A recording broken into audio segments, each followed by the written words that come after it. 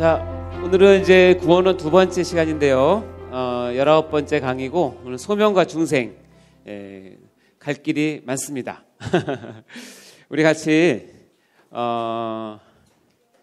기도를 먼저 하고 시작하도록 하겠습니다. 같이 기도하시겠습니다. 하나님 아버지 감사합니다. 저희를 이 시간에 또한 불러주시고 또 예배 가운데 큰 은혜를 주셨다가 이렇게 교리의 말씀을 통하여서 다시 한번 하나님의 마음과 뜻을 깨닫기를 간절히 소망합니다. 이 시간 소명과 중생이라고 하는 참으로 꼭 알아야 될, 우리가 꼭 누려야 될 이 구원의 한 부분을 같이 나눌 텐데 하나님 저에게 은혜 주셔서 우리의 중생이 있음을 다시 한번 확인케 도와주시고 우리를 불러주셨음을 다시 한번 깨닫게 도와주셔서 하나님으로부터 말미암은 은혜가 무엇인지를 깊이 아는 귀한 시간 될 수 있도록 도와주시옵소서.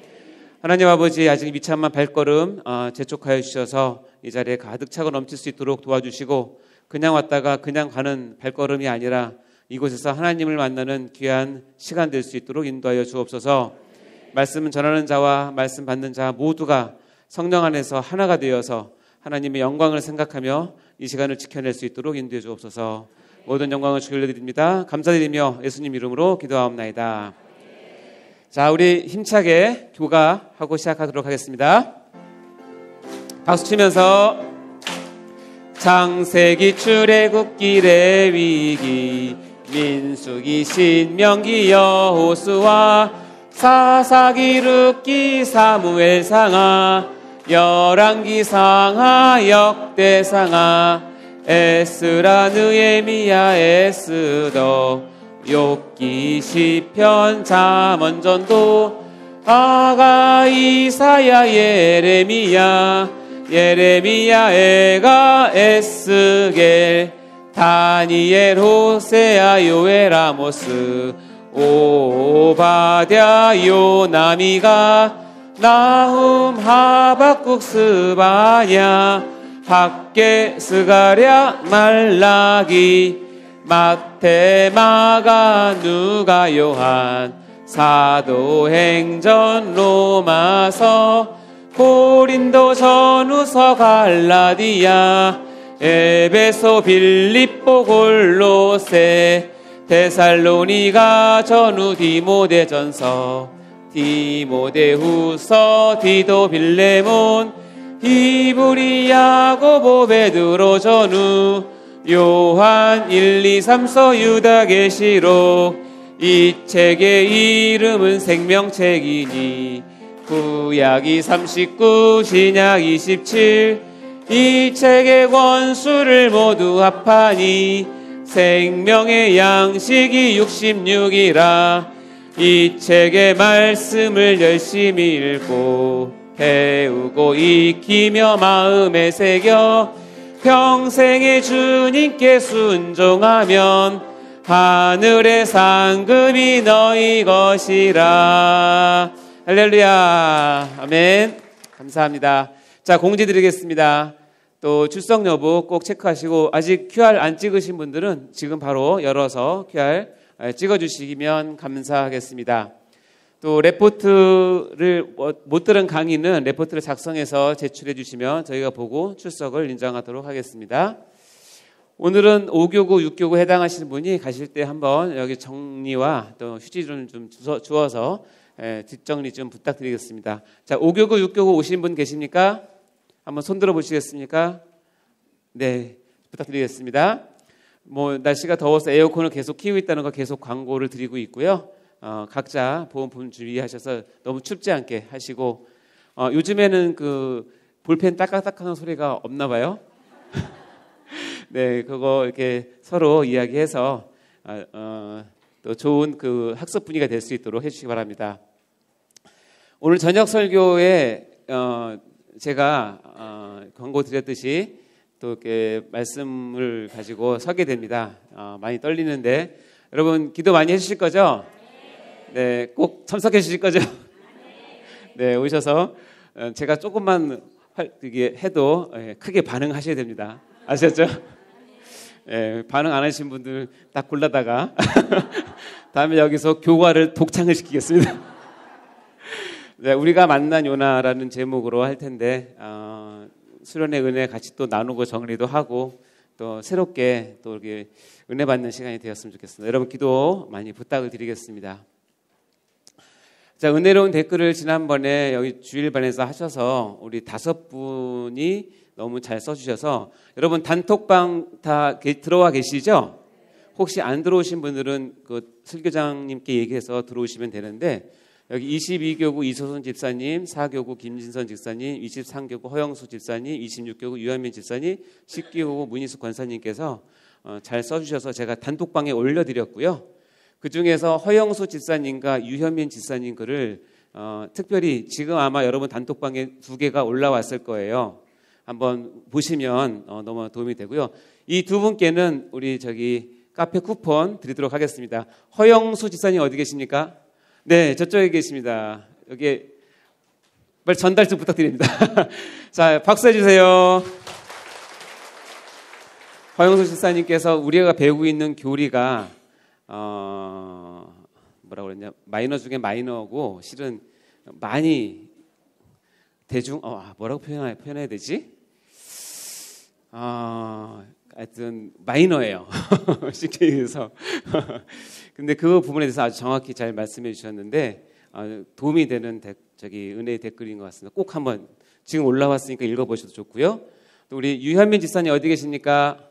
예, 이제 앞쪽에 계십니다. 여기도 박수 한번 해주십시오. 여러분 지금 오픈방에 들어가 보셨습니까? 예, 2분 거 올라와 있죠? 네, 수업 끝나고 한번 읽어보시면 도움이 되겠습니다.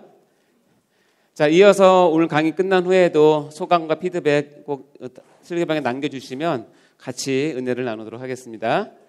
자, 우리 지난 시간 같이 했던 거 복습 해보도록 하겠습니다. 1번 시작.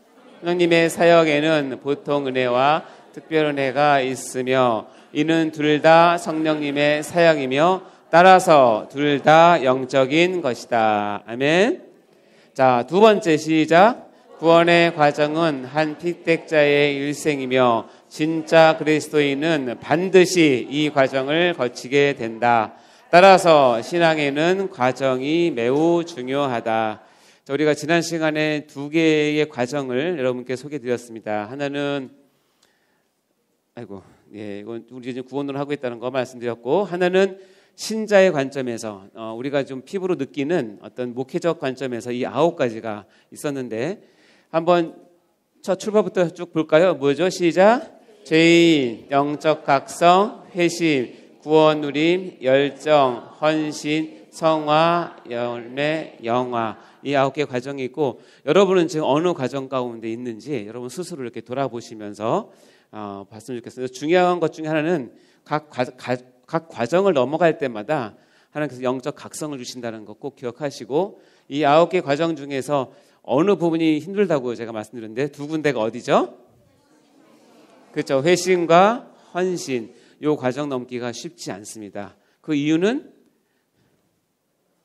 여러분 자신을 부인해야 되기 때문에 그래요. 여러분이 갖고 있는 체계, 여러분이 갖고 있는 고집, 여러분이 갖고 있는 생각, 가치관들을 한번 뒤집어야 이 회심과 헌신에 들어갈 수 있기 때문에 이 과정에 들어가시는 분들이 쉽지 않아요. 그러나 반드시 여러분 들어가셔야 됩니다. 자, 그건 여러분 기억을 하시고요. 자, 요거를 이제는 조직 신학적으로 교리적인 관점에서 보면 이 9개로 제가 설명을 드렸습니다. 자, 첫 출발부터 시작. 소명, 중생, 회심, 신앙, 칭의, 수양, 성화, 견인, 영화. 이 9개는 외우는 순서가 어떻게 된다 그랬죠? 그렇죠. 좋습니다. 예, 여러분 우등생이네요. 자, 앞 글자만 따서 읽어볼까요? 시작. 소, 중, 회, 신, 칭, 수, 성, 견, 영. 자, 오늘 그 중에서 소명과 중생에 대한 부분을 하도록 하겠습니다. 말씀드렸지만 이 구원의 서정이라고 하는 이 9가지 단계를 우리가 인생사로 이렇게 표현을 할 수 있다고 말씀을 드렸고, 이 부분은 이제 여러분이 이해하기 좋도록 이렇게 말씀을 드린 거니까요. 요거를 염두에 두시고 오시면 우리가 지금 이런 부분을 나누고 있구나 하는 것을 알 수가 있습니다. 자, 이제 첫 번째는 오늘은 소명에 대해서 할 텐데, 소명에는 외적 소명과 내적 소명이 있다고 말씀을 드렸고, 우리 인생으로 따지면 외적 소명은 한번 들어왔다가 거의 99.9% 흘러가는 그런 소리들이에요. 그게 이제 외치는 소리, 전도자 소리, 뭐 기독교 방송이라든가 주변의 권유 등이 무수히 들어오지만 아마 대부분 많은 경우에는 한쪽 귀로 들어가서 한쪽 귀로 나가는 거죠. 그러니까 소모되는 거라고 생각하시면 됩니다. 인생 살아보면 정자와 또는 난자라고 표현할 수 있는데요. 그러다가 이 정자와 난자가 만나는, 그래서 이것이 생명적인 의미를 갖는 게 뭐냐면 내적 소명이에요. 외적 소명, 귀로 들어왔던 어떤 그 복음 내용이, 말씀이 하나님께서 그 말씀을 붙잡고 성령님께서 그 말씀을 붙잡고 한 사람의 마음으로 쑥 들어오는 사건이 벌어지게 돼요. 그때 딱 하나님께 말씀을 붙잡고 그를 부르는 소리가 내적 소명입니다. 그래서 귀로 들어와서 마음으로 들어가게 된다고 말씀드렸죠. 자, 오늘 첫 시간은 이 두 가지를 같이 보도록 하겠습니다.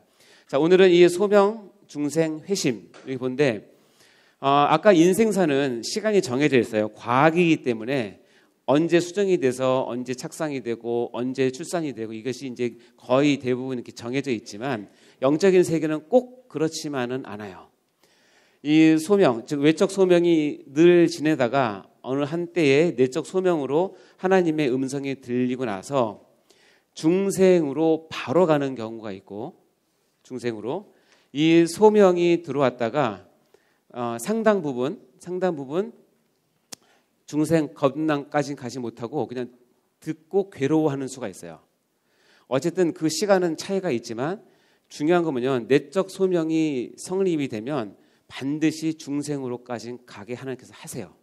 그리고 이 중생은 좀 더 배우겠지만 하나님께서만이 아닌 특별한 일이기 때문에 우리가 결정하는 것이 아니라 하나님의 절대적인 주권 안에서 중생이 이루어집니다. 자, 그리고 나서 이 중생이 되고 나서 회심까지의 거리가 사람마다 너무 달라요. 여러분, 중생한다고 다 회심하지는 않습니다. 제일 좋은 건 중생하자마자 그 자리에서 회심하면 제일 좋겠죠. 대표적인 사람이 제가 누구라고 얘기했죠, 전에?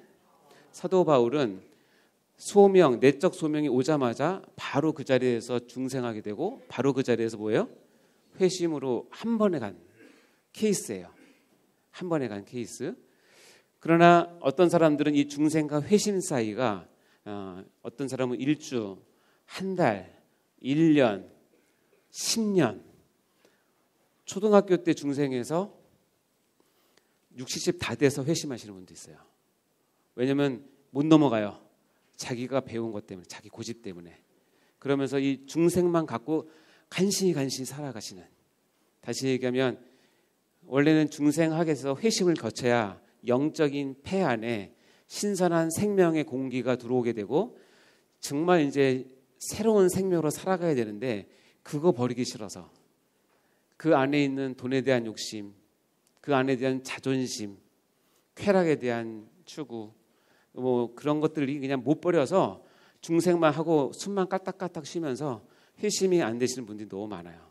그래서 그렇게 되면 나중에 여러분 땅을 치고 후회할 것이 뭐냐면 그렇게 늦게 회심하면 그 뒤에 일어나는 정말 수많은 구원의 풍성한 것들을 누릴 시간이 줄어들어요. 그러니까 여러분께 간절히 바라는 것은 회심을 빨리 하세요. 제가 청년들한테 이렇게 얘기합니다. 좋은 말 할 때 회심 빨리 해라. 말씀이 들려서 딱 감동이 오면 결정하세요. 내가 따르겠습니다. 내가 마음을 돌이키겠습니다. 그리고 따라가셔야 됩니다. 젊은 사람들은 그게 빨라요. 정말 신기한데, 정말 여러분 죄송한데 나이가 들어갈수록 그 반응이 너무 늦어요. 왜 그럴까요, 여러분? 그렇죠. 똥꼬시. 잘하시네요. 그러니까 이게 안타까운 거예요. 여러분, 지금 여기 이제 연세가 많으신 분들이 계신데 늦지 않았습니다. 지금부터라도 청년의 마음을 가지세요. 나 하나님 말씀하시면 나 따라간다. 결정하세요. 할 수 있죠? 제가 한마디로 권고해 드리겠습니다. 좋은 말 할 때 하세요. 아멘? 죄송합니다. 어른들 계신데 제가. 자, 오늘은 이 두 가지 볼 텐데 처음에 소명 보겠습니다. 소명.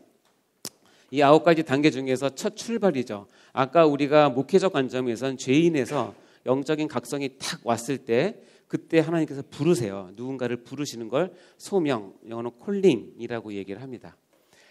그래서 하나님 부르시는 거예요. 재훈아, 재훈아. 여러분 들어보셨습니까? 여러분의 이름을 하나님께서 부르시는 소리를 들어보셨나요? 귀로 들리는 게 아니라 어떻게 보면 이제 마음으로 또 우리가 영으로 그게 들리죠. 나를 찾는구나. 누가 나를 찾네? 누가 나를 부르네? 라는 것을 느껴지는 거예요. 이것은 내 안에서 나오는 것이 아니라 어떻게 해요? 외부에서 들리는 거예요. 외부에서. 재훈아, 재훈아, 또 여러분의 이름을 넣어서 내가 어디 있느냐라고 하나님께서 이제 소명 부르시는 걸 얘기해요. 모든 구원의 시작은 소명부터 시작을 합니다.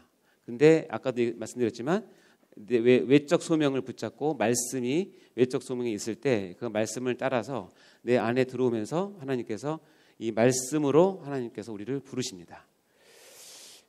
첫 번째 부르는 이 창세기 3장 9절의 내용인데요. 읽어볼까요? 시작.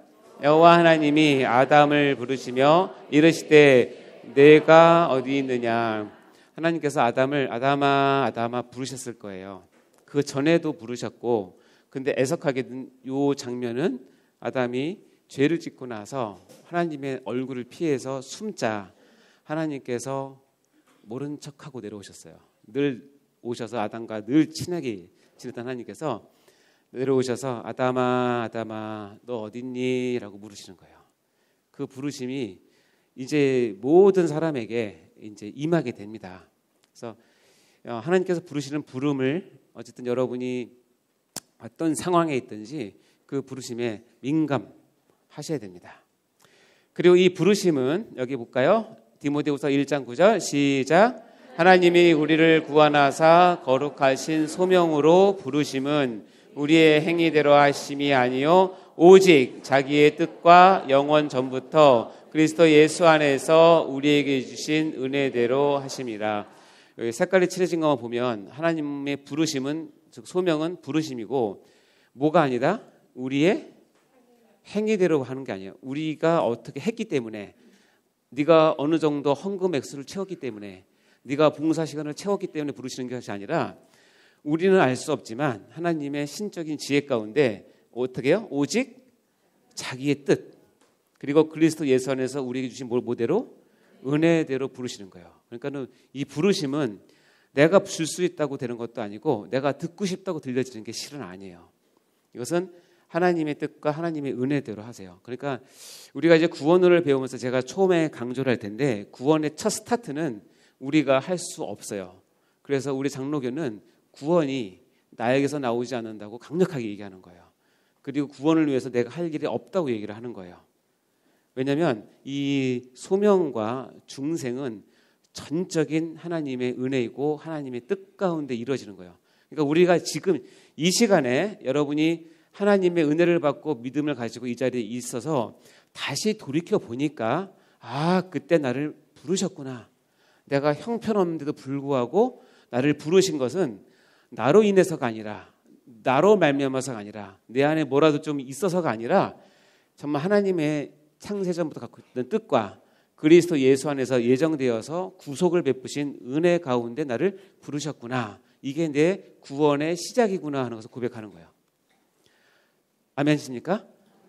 이것을 반드시 여러분 아셔야 됩니다. 자, 이 하나님의 부르시는 소명은 이게 보면 외적 소명과 내적 소명이 있어요. 아까 잠깐 설명했죠. 외적 소명은 하나님의 말씀이 담겨 있는 어떻게 보면 전도하는 소리, 방송 소리, 책 읽는 소리, 목사님의 권면하는 소리, 아니면 양육자가 뭐 전하는 소리 이런 것들이 다 포함되는 외적 소명 가운데 하나님께서 특별히 말씀을 붙잡고 내적 소명을 이제 해서 부르시죠. 자, 그래서 요 밑에 줄 읽어볼까요? 시작. 외적 소명이 있는 상황에서 내적 소명을 통하여 택자를 구원하시는 것이 하나님의 기뻐하시는 방법이다. 여러분 혹시 그런 생각 안 해보셨어요? 하나님이 이런 복잡한 전도 같은 거 시키지 말고 하나님이 그냥 야, 너 구원받아 하고 끝나면 참 좋겠네. 그렇죠? 너 구원받아 하고 끝내면 참 좋은데 인류 역사상 그렇게 해보신 적은 없어요. 근데 하나님도 정말 너무너무 인격적이시고 많이 참으셔서 우리가 할 수 있는 외적 소명을 하게 하시고 그 가운데 내적 소명을 붙잡고 하나님께서 기뻐하시는 한 사람을 구원해내는 방법을 하나님께서 기뻐하시는 방법이 정확히 얘기하면 하나님이 유일하신 방법이에요. 나를 구원하시는 유일하신 방법. 왜 이렇게 하셨을까? 저도 잘 모르겠어요. 하나님이 그렇게 정하셨고 말씀에 그렇게 하셨고 지금까지 교회 역사에서 다 이 방법으로 하셨어요. 외적 소명은 저는 얘기했지만 99.9% 흘려보내고 낭비되는 것 같고 버려지는 것 같아요. 그러나 그 0.1%의 어떤 한 가능성을 하나님께서 부여잡고 나라고 하는 한 택자를 구원해내시는 이 방법을 하나님께서는 사용하십니다. 자, 외적 소명은 아까 금방 말씀드린 것처럼 모든 인류에게 행하신 하나님 부르심이에요. 누구나 다 부르세요. 귀로 들려요. 우리 복음 전도에 해당되는 부분이죠. 여러분이 특히 뭐 교회에서 아이들을 가르칠 때 아이들에게 공과 공부도 가르치고 설교도 하고 또 여러분이 주일에 와서 설교 말씀을 듣고 또 양육자가 양육하는 그런 소리도 듣고 이런 모든 것들이 외적 소명이라고 하는 하나님의 어떤 이것을 통해서 다 들려집니다. 근데 그 중에서 택자가 누군지는 모르죠. 그렇죠? 우리는 몰라요. 그러니까 여러분 절대로 얘는 택자다 아니다 여러분 스스로 결정할 필요가 전혀 없어요. 그렇게 해서도 안 돼요. 택자를 부르시는 하나님의 은혜의 부르심을 내적 소명이라고 하고 이것은 마음으로 듣게 돼요. 귀로 들어와서 마음으로 내려오게 되고 이 외적 소명이 있는 가운데 들리세요. 외적 소명이 없으면 내적 소명을 안 하십니다. 그래서 중요한 게 뭐냐면 하나님께서 나를 아프리카 오지로 보내잖아요. 보내셨다고 치면 가서 해야 될 것은 뭐냐면 외적 소명을 어쨌든 만들어내야 돼요. 그게 선교고 전도예요. 왜냐하면 외적 소명하는 가운데 하나님께서 내적 소명의 일을 하시기 때문에 그래요. 전도는 여러분이 외적 소명을 만드는 거예요. 가능하면 듣는 사람이 잘 들을 수 있도록 여러분이 정성껏 다해서 떡도 만들고 빵도 만들고 또 여러분이 잘하시더라고요. 그 가게 가서 열심히 사주고 우리 어떤 양육하시는 분들은 한동안 그 감자탕 집 사장을 양육 전도를 했는데 그 아이들이 지금도 감자탕 안 먹는데요. 2달 내내 먹어서 가면 사오니까. 근데 너무너무 아름답지 않습니까? 나 하나님 보시면 너무 아름다울 것 같아요. 그런 이 외적 소명을 하세요. 그러면 하나님께서 그를 붙잡고 내적 소명을 주셔서 그 사람을 택자라면 구원하십니다. 마태복음 22장 14절 시작. 청함을 받는 자는 많되 택함을 받는 자는 적으니라. 그래서 이 청함을 받는 자, 귀로 청함을 받는 사람은 무수히 많아요. 여러분도 그 중에 한 사람이었을 거예요. 그러나 그 중에서 택함을 입어서 진정한 그 잔치집의 참 주인이 되고 참 어떤 은혜를 받는 사람은 적다라고 얘기합니다. 예. 그래서 외적 소명을 여러분이 하심에 낭비라고 생각하지 마시고 열심히 하시면 됩니다.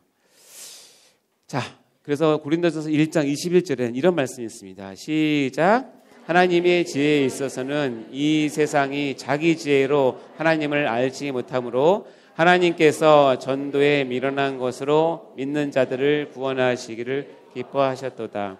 하나님이 공인을 했어요. 전도는 뭐다? 예, 그러니까 여러분 다 미련탱이에요.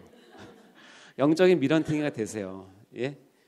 전도는 하나님 보시기에도 참 미련해요. 근데 하나님이 기뻐하세요.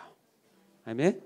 그러니까 하시면 됩니다. 그리고 이 전도란 단어는 이제 우리가 여기서는 이제 우리가 전도로 되지만 원어상으로 따지면 정확히 이면 설교라고 생각하시면 됩니다. 설교가 마치 그런 것 같아요.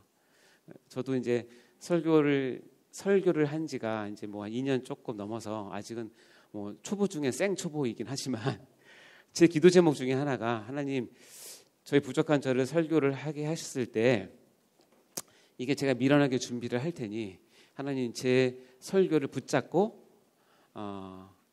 하나님의 예정하신 택하신 그리고 계획 중에 때가 된 사람들을 좀 불러주시고 세워주세요가 제 기도 제목 중에 하나예요. 제가 설교를 하면서 여러분 다른 강의들 여러분 다 들어볼지 모르겠지만 이 설교의 특징 중에 하나가 매마다 뭐가 나오죠? 하나님의 말씀을 넣죠. 일부러라도 넣고 많이 넣습니다. 왜냐하면 거기서 그 말씀을 계속 읽게 하는 이유는 뭐냐면 그 어느 말씀 하나가 여러분에게 갑자기 훅 들어올 때가 있어요. 그때 하나님께서 그 말씀을 붙잡고 여러분을 이제 움직이기 시작하는 시간이에요. 그래서 저는 강의를 할 때나 설교할 때 가능하면 말씀을 많이 넣으려고 노력을 합니다. 그걸 믿기 때문에. 그래서 근데 전도에 미련한 것으로 믿는 자들을 구원하시기를 모았다. 하나님이 기뻐하시는 것은 뭔지 아시겠죠? 여러분이 전도를 미련하게 하세요. 그러니까 어리석게 하는 뜻이 아니라 전도 자체가 가성비가 굉장히 낮아요. 그러니까 이게 비즈니스 마인드 갖고 전도하시면 안 돼요. 진짜로 그러시면 안 되고 부모의 마음으로 하셔야 돼요. 부모의 마음. 여러분이 내 자녀를 10달 동안 태에 두고 여러분이 가진 모든 영양분을 다 쏙 뽑아줬듯이 그 마음으로 하시면 돼요. 아시겠죠? 자, 로마서 10장 13절부터 15절은 소명이 왜 중요한지를 보는 중요한 말씀 중에 하나인데요. 한번 읽어보겠습니다. 시작. 누구든지 주의 이름을 부르는 자는 구원을 받으리라. 그런즉 믿지 아니하는 이를 어찌 부르리요. 듣지도 못한 이를 어찌 믿으리요. 전파하는 자가 없이 어찌 들으리요. 보내심을 받지 아니하였으면 어찌 전파하리요. 기록된 바 아름답도다. 좋은 소식을 전하는 자들의 발이여 함과 같으니라. 이거를 그냥 여러분이 아무 생각 없이 쭉 읽으면 그냥 넘어가잖아요. 그렇죠? 무슨 뜻이 아시겠습니까? 그래서 저는 이런 걸 보면 못 참아요. 이거 이렇게 분석을 해야 돼요. 어떻게 분석을 하냐면 자, 여기 적어놨어요. 로마서 10장. 누구든지 주의 이름을 부르는 자는 구원을 얻으리라. 하나님의 약속의 말씀이에요. 자, 구원을 얻는데요. 누가? 주의 이름을 부르는 자가 뭘 얻는다? 구원을 얻는다. 이것은 하나님의 약속이에요. 그렇구나. 이해됐죠? 근데 저희가 믿지 아니하는 자를 어찌 부르리요. 그럼 어떻게 해요? 믿어야 주의 이름을 부른다. 이해되시죠?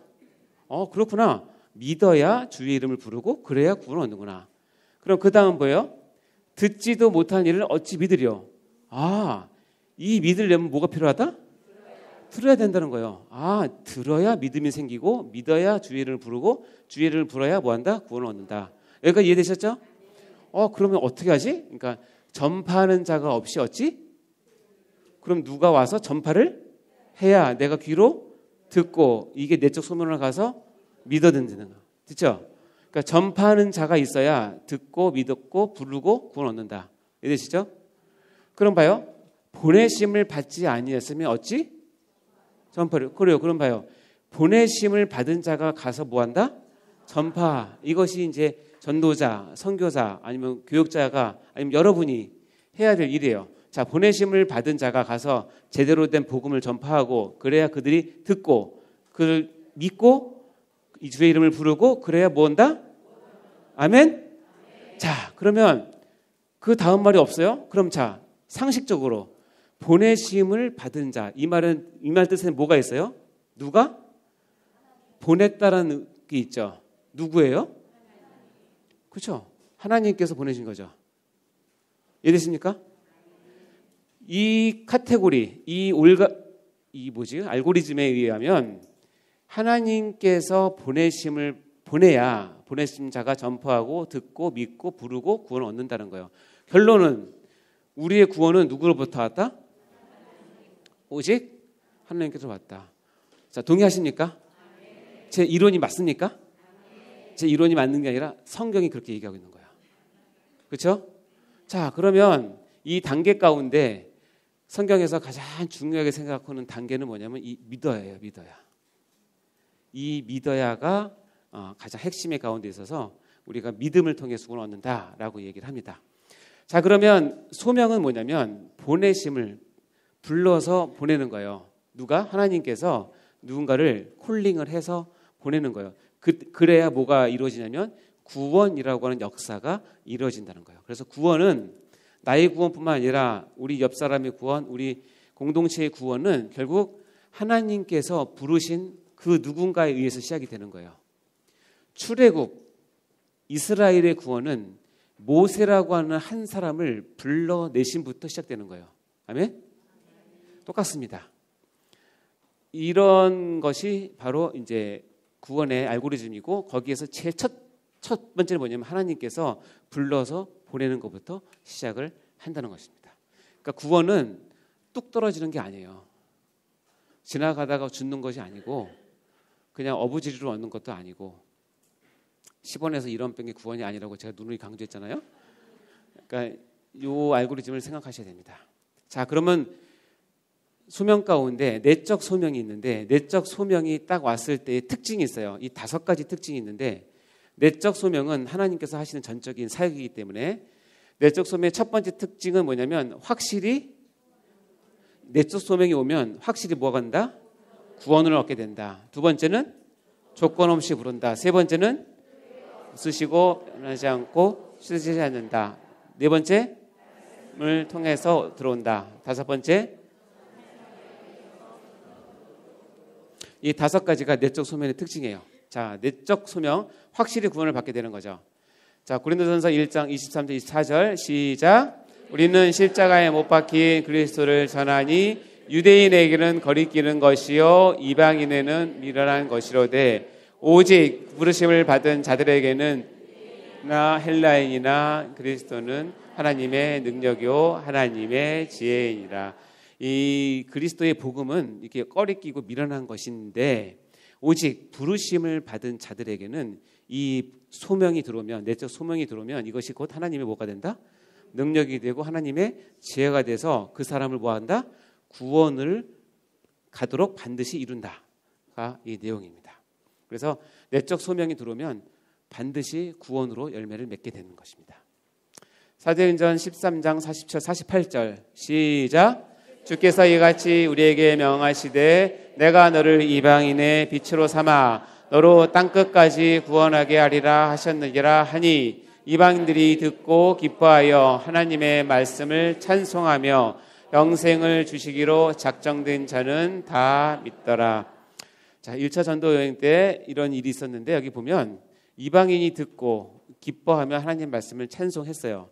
이 한 성읍이 이렇게 변화되는 것을 보고 성경은 어떻게 표현하냐면, 영생을 주시기로 작정된 자는 다 믿더라. 우리가 알고 있는 순서는 그들이 믿었더니 영생을 받았더라. 이게 어떻게 보면 맞는 순서예요. 그 말이 틀린 것은 아니지만 여기서는 이렇게 표현하고 있는데, 영생을 주시기로 작정된 자는 다 믿더라.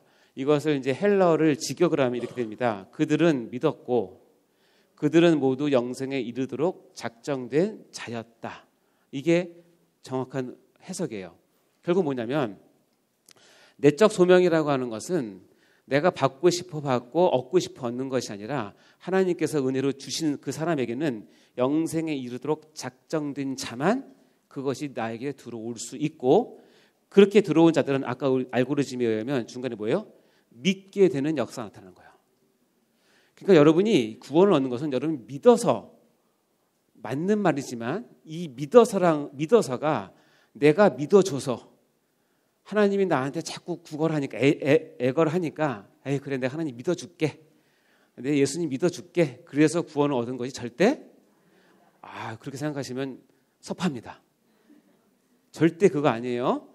하나님이 영생에 이르도록 작정된 자는 내적 소명을 주심으로 인해서 그 가운데 믿음의 싹을 틔우신다는 얘기예요. 아멘?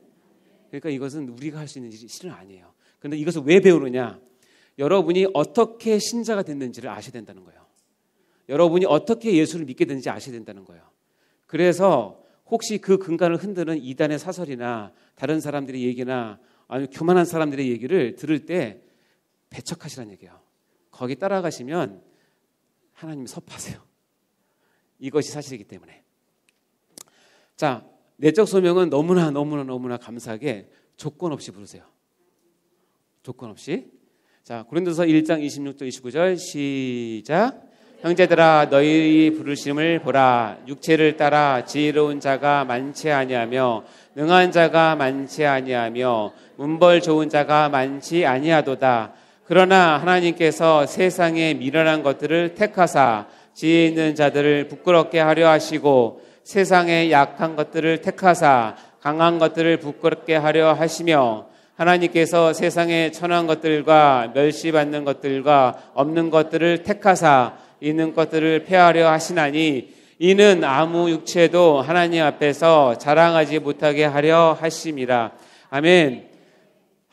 여러분, 제가 여러분을 보니 이 말씀이 얼마나 좋은지요.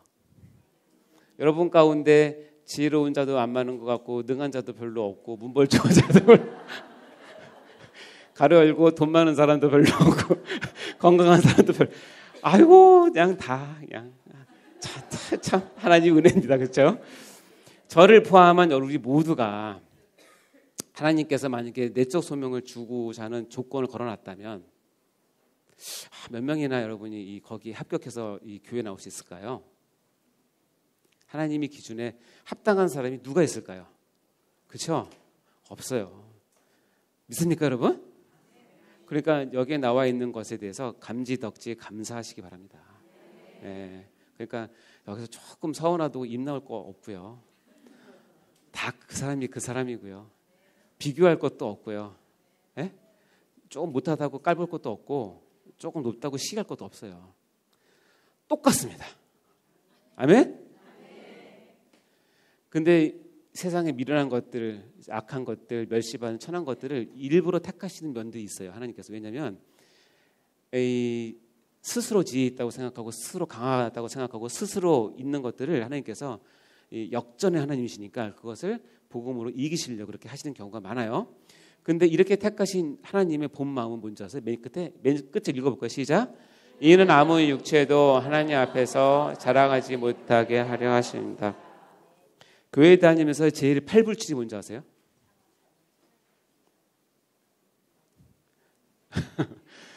나 구원받았다고 자랑하는 거예요. 맞아요. 감사할 수는 있지만 그 자랑에 내가 조금 뭘 해서 좀 적나라하게 얘기하면 내가 조금 헌금을 했더니 내가 조금 헌신을 했더니 내가 좀 봉사를 했더니 내가 조금 뭘 했더니 내가 구원받을 만한 뭐가 있다라고 은연중에 딱 들어가면 하나님께서 제일 꼴불견이 들어요. 이러는 거죠. 하나님께서. 하나님 앞에서 자랑하는 것은 그 부분을 가지고 자랑하는 것은 바보 중에 상바보예요. 여러분 천국 가서 내가 구원받은 것이 자랑입니까? 천국 가면 구원 안 받은 사람 없어요. 그 기본이에요, 기본. 그거 자랑할 거 없어요. 천국 가서 자랑할 거는 내가 이 짧은 인생 동안에 얼마나 하나님을 기쁘게 했는지 하나님께서 인정해 주시는 그것이 제일 중요한 거예요. 아시겠죠? 그거 하다가 사시는 거예요. 나중에 또 가서 얘기했지만 우리의 주관심은 구원이 아니에요. 구원은 하나님께서 하셔요. 그럼 구원 얻은 자로서의 무슨 삶을 사는가는 이제 여러분의 몫인데 천차만별일 수 있어요. 그러니까 어떻게 해요? 내가 이런 구원, 이런 부르심을 받았다라고 하나님께 자랑하는 것은 바보 중에 바보예요. 왜냐하면 이렇게 하나님께서 조건 없이 우리를 부르셨기 때문에 그래요. 너무 감사하지 않습니까? 저는 이거 생각할 때마다 너무너무 감사해요. 만약 하나님께서 저한테 만약에 다른 조건을 갖고 불러주셨다면 못하죠. 할 수가 없어요. 자, 세 번째 뭐죠? 시작. 이거는 여러분이 하도 그냥 찬양을 많이 해서 잘 아시죠? 자, 읽어볼까요? 시작. 하나님의 은사와 부르시면 후회하심이 없는 거예요. 하나님이 만약에 이 부분에서 야 재훈아, 내가 너 그때 선택했을 때는 네가 청년 때 순수하고 착하고 열정이 있고 참 얘가 괜찮아 보였는데 50 다 되니 너도 다 속물이구나. 그러면서 미안하다, 취소한다 하고 하나님께서 꿈에서 싹 사라지시면 저는 그 다음부터 인생을 살 맛이 없어. 왜 살아요? 그렇게 떠나보셨다면 하나님께서 야 내가 너 구원한 거 진짜 후회한다. 야 내가 이런 실수를 하다니? 이러면서 하나님께서 취소하고 가버리시면 우리 종교가 성립되지 않아요. 근데 하나님 그렇게 안 하세요. 하나님의 은사가 부르시면 후회하심이 없어요.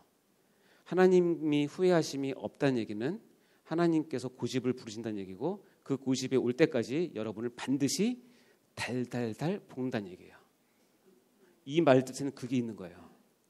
그러니까 여러분이 뻗팅기면 뻗팅길수록 어떻게 되죠?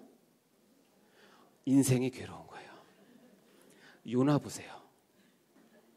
요나가 대표적인 거예요. 요나가 물고기 뱃속이라고 하는 것은 스올이고 지옥의 경험이고 목사님 말씀하셨잖아요.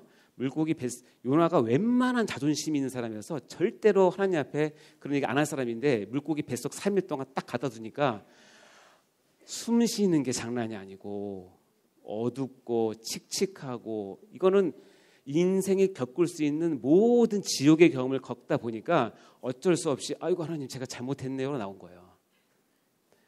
여러분 계속 뻗팅기시면 계속 물고기 뱃속에서 요나는 3일인데 여러분 3년, 좀 센 사람은 30년 이렇게 있는 거죠. 그 이유는 뭐냐면 하나님의 은사가 부르시는 뭐가 없어서? 그게 싫으면 하나님께 얘기하세요. 저 하나님 백성 반납할게요. 하나님 마음대로 후회하시고 저 이제 그만하겠습니다. 저를 놔주세요. 라고 하고 여러분 30년 조금 편하게 살다가 나중에 지옥 갑니다. 그걸 하시겠어요? 하나님께서 하시겠어요? 그러니까 여러분 하나님의 후회와 은사가 부르시면 후회하심이 없다는 것은 하나님께서 우리에게 주신 약속의 말씀이고 거기에는 하나님의 고집이 들어있는 것이고 그 고집에 어긋났을 때는 반드시 하나님은 여러분을 달달달 볶으신다는 걸 반드시 기억하시기 바랍니다. 죄송합니다. 요나를 그렇게 보면 왜 요나를 그렇게 하는지 아시겠죠? 자, 네 번째 시작. 예, 전도와 외적 소명을 통해서 내적 소명을 이루신다는 뜻입니다. 아까 우리가 읽었던 말씀이에요. 뭐요? 전도에 미련한 것으로. 특히 여러분 교사분 특별히 더 잘 말씀을 잘 들으시기 바랍니다. 저는 작은 교회에서 교육부장을 몇 년 했어요. 그래서 제가 교사들에게 늘 강조하는 거 이거는 여러분이 하고 있는 세상에 제일 미련한 것이니까 거기에 여러분 낙심하지 말고 안 보이더라도 보이지 않더라도 끝까지 사명 감당하라고 얘기를 부탁을 드렸어요. 왜냐하면 이 자체가 쉽지 않은 일이에요. 쉽지 않은 일이에요. 그러니까 여러분은 특히 교육하거나 한 사람 영혼을 책임지는 양육을 하거나 전도 대상자를 품고 산다면 여러분 이거는 참 미련한 것이다. 영적으로 미련한 것이기 때문에 하나님께서 근데 뭐예요? 기뻐하신다는 사실을 꼭 믿으시기 바랍니다. 아멘. 그래서 힘을 내세요. 다섯 번째 시작. 예, 이 내적 소명이 어떻게 열매를 맺냐면 그 사람의 전 삶의 영역을 바꾸고 전 인적으로 적용을 하게 됩니다. 자, 아브라함 이야기인데요. 읽어보겠습니다. 시작. 여호와께서 아브라함에게 이르시되 너는 너희 고향과 친척과 아버지 집을 떠나 내가 내게 보여줄 땅으로 가라. 내가 너를 큰 민족을 이루고 내게 복을 줘 내 이름을 창대하게 하리니 너는 복이 될지니라. 하나님께서 아브라함을 부르십니다. 불러서 너로 큰 민족을 이루고 내게 복을 주어 내 이름을 창대하게 하리니 너는 복이 될 것이다 라고 하면서 부르신 목적은 전 삶의 영역을 통해서 하나님의 영광을 드러내게 하시겠다라고 하는 목적을 갖고 있는 것이죠. 그래서 아브라함은 아브라함이 되고 그래서 믿음의 조상이 되는 것이 이 내적 소명의 첫 출발부터 시작이 됐다는 겁니다. 자, 우리가 이제 소명을 이제 쭉 이제 보고 있는 중인데요. 이렇게 부르신 이유는 뭐냐? 첫 번째 읽어보겠습니다. 시작. 한 가지 피택자를 하나님의 구원에 이르도록. 자, 이렇게 우리를 불러주신 목적은 뭐냐면 한 가지 목적지로 향하게 가게 하기 위해서요. 결국 그건 뭐냐면 구원에 이르도록. 우리가 아까 나눴던 말씀입니다. 자, 로마서 8장 30절에 잘 표현되어 있습니다. 읽어볼까요? 시작. 또한 미리 정하신 그들을 부르시고 부르신 그들을 또한 의롭다 하시고 의롭다 하신 그들을 또한 영화롭게 하셨느니라. 요 한 구절이 우리가 나왔던 구원의 서정 9가지를 단축시킨 거예요. 정하신 그들을 뭐하고 부르시고 소명, 그리고 그들을 어떻게 의롭다 하시고 그들을 영화롭게 하셨다. 그래서 이 부르시는 것은 이 부르심을 통해서만 영화에 갈 수 있기 때문에 한 가지 목적, 즉 구원에 이르도록 하는 것에 부르심은 반드시 들어가야 된다는 겁니다. 자, 두 번째 부르신 목적이 있습니다. 예수 그리스도와 교제케 하기 위해서인데요. 말씀 보겠습니다. 시작. 너희를 불러 그의 아들 예수 그리스도 우리 주와 더불어 교제하시는 하나님은 미쁘시도다. 우리를 불러내신 이유 중에서 한 가지는 뭐냐면 나와 뭐 하고 싶어서? 하나님과 교제하고 계십니까? 아니면 하나님 혹시 하나님 잘 삐지십니까? 하나님 교제해 보니까 어떠신 것 같아요? 그분의 성격이? 네, 사랑이 풍성하세요? 하나님과 교제를 하는 거는 여러분이 다 이제 뭐 나이가 드셨기 때문에 어떤 한 사람과 깊은 교제를 하는 것, 어떤 한 사람과 뭐 어떤 사업적인 교제를 하고 마찬가지입니다. 어떤 교제를 하면 할수록 그 사람의 어떤 무엇을 알게 되면 참 마음을 이제 알게 되잖아요. 근데 어떻게 보면 하나님은 굉장히 외로우신 분이에요. 에덴 동산을 창설하신 후에 하나님께서 아담과 하와를 만드시고 그때 가장 인간과 가장 깊은 교제를 나눴어요. 그런데 아담과 하와가 실패해서 쫓겨났죠.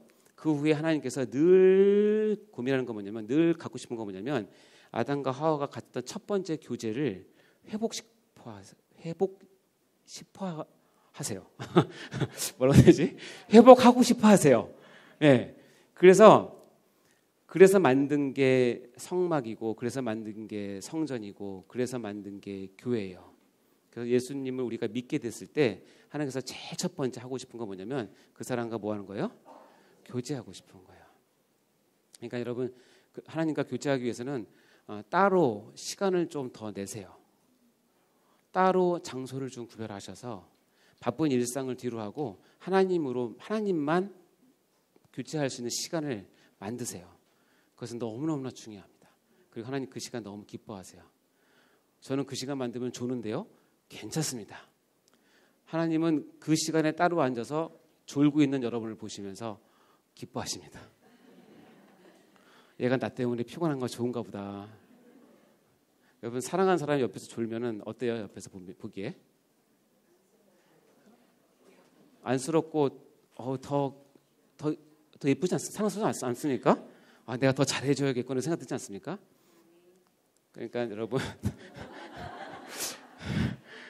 새벽기도 가셔서 조세요. 조시다가 하나님께서 때가 되면 또 깨우시고 합니다. 뭐 하라는 얘기예요? 교제.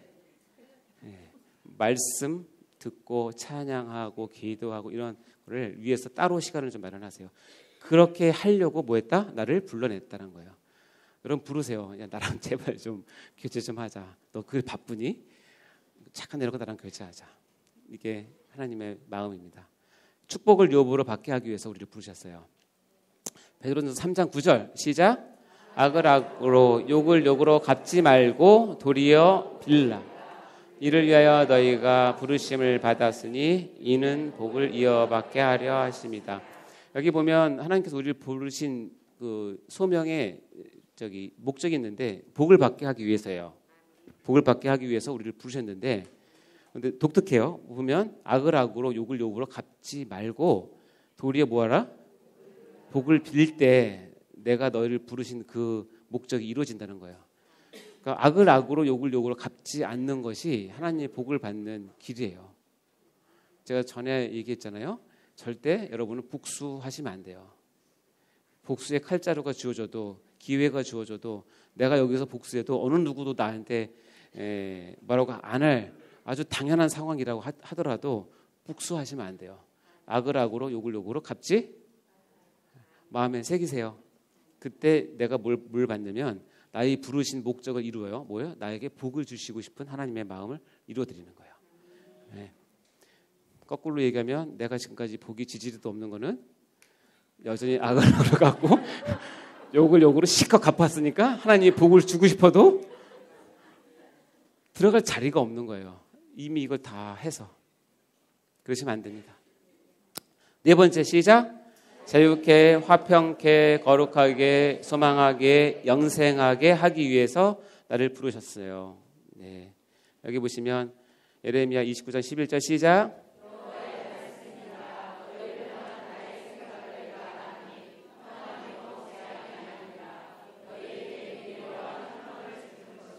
여러분을 선택하시고 부르시고 하신 목적은 여러분을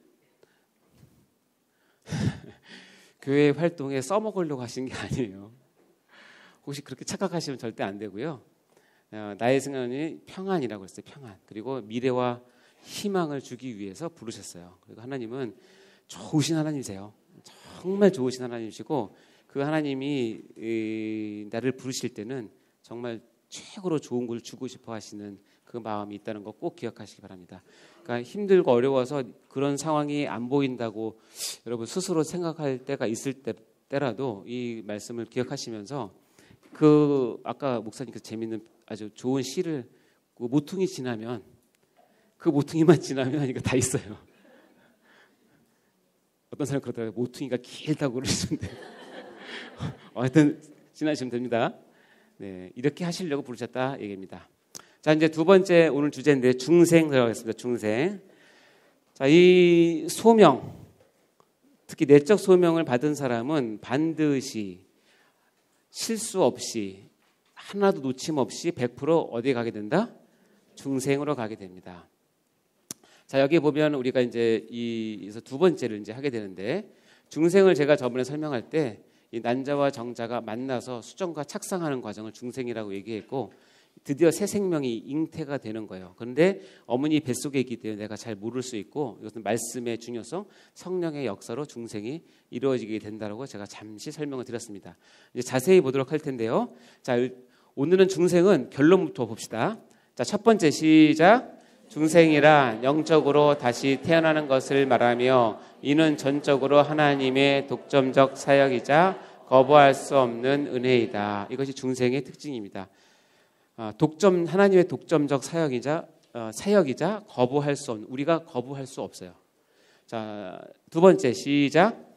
중생은 하나님의 말씀으로만 가능하며 구원의 첫 출발이자 그리스도의 근본적인 변화를 일으키는 필수적인 과정이다.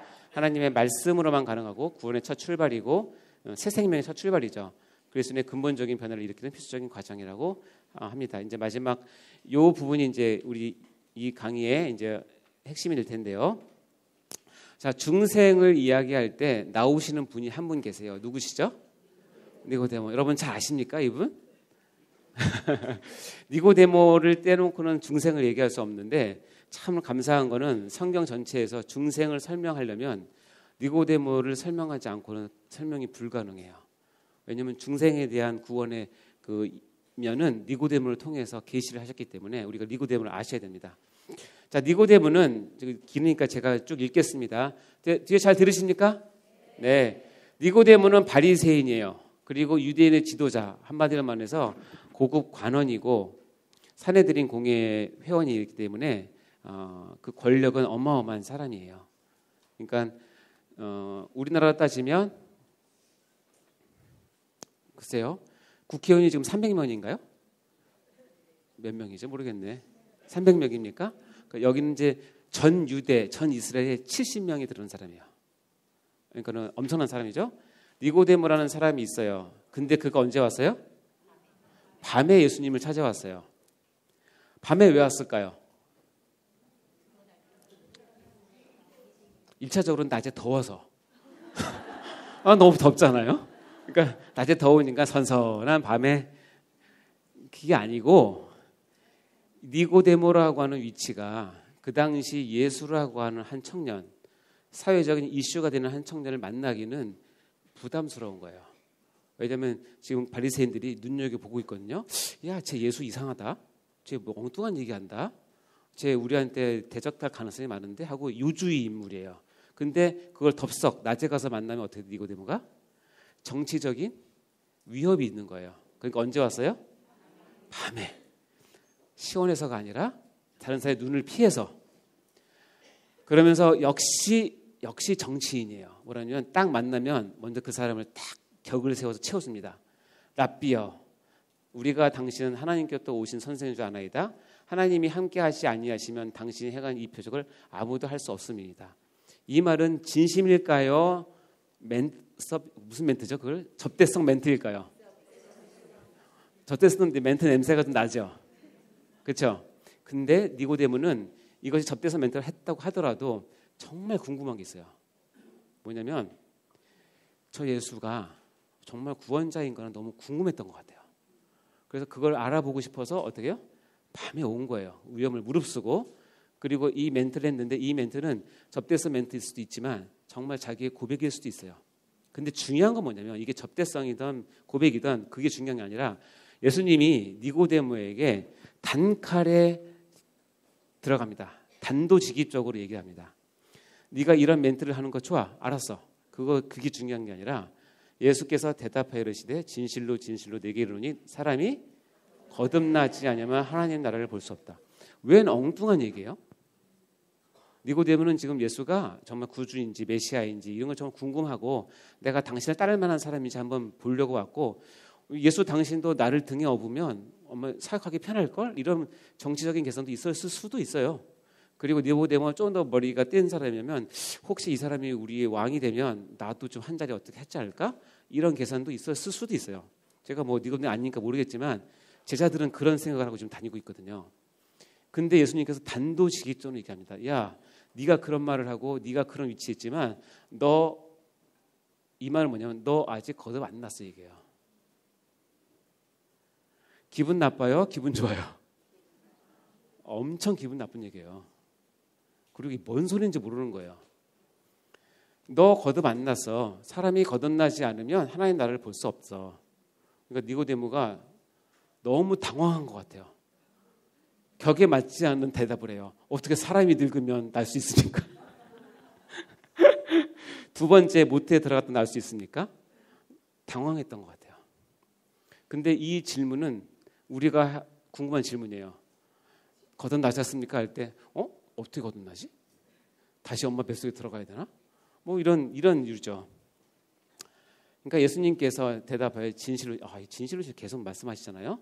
중요하다는 얘기예요. 내가 이르노니 사람이 뭘로? 물과 성령으로 나지 않으면 이것을 거듭난다는 것을 다른 표현으로 물과 성령으로 난다. 물은 회개, 성령은 말씀을 이에요. 회개와 말씀으로 거듭나지 않으면 하나님 나라에 들어갈 수가 없다.